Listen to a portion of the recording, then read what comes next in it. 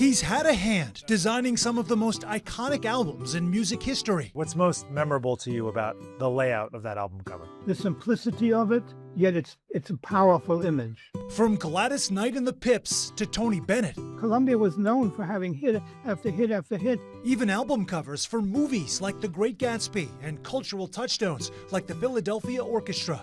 I thought of photographing the orchestra of 60 people from above.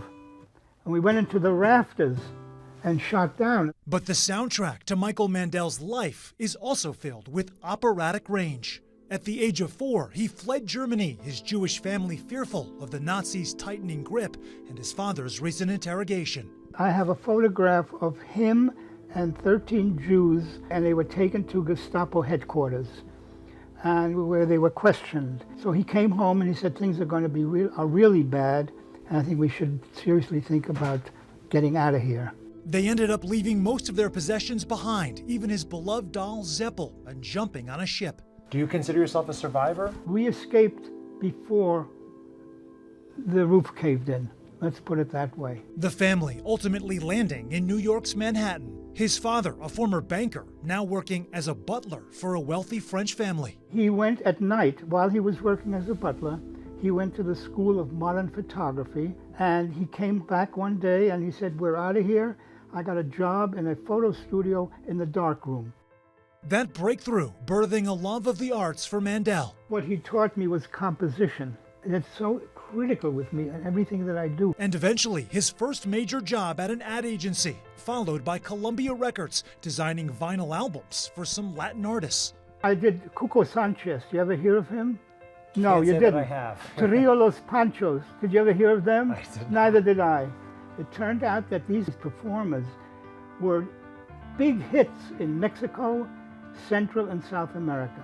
Mandel eventually making his way to some more recognizable American names.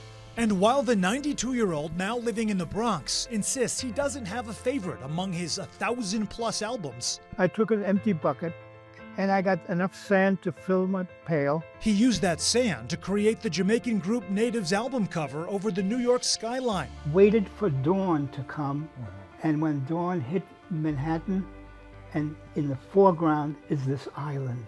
In a way, Mandel's journey has always been about creating beauty from scratch. When I closed my business, I had a couple of tins of watercolors, and I enjoyed fiddling around with it. As he picked up a love of watercolor painting later in life and signs his works Zeppel after that doll left behind in Germany. A reminder during Jewish American Heritage Month of a past that's always part of his present, even if subtly. What does your Jewish identity mean to you? It's something I can't talk to you about. No, I feel very Jewish. I've always felt that way. A feeling that in this case makes quite a storied tune. We thank you for watching, and remember, stay updated on breaking news and top stories on the NBC News app or watch live on our YouTube channel.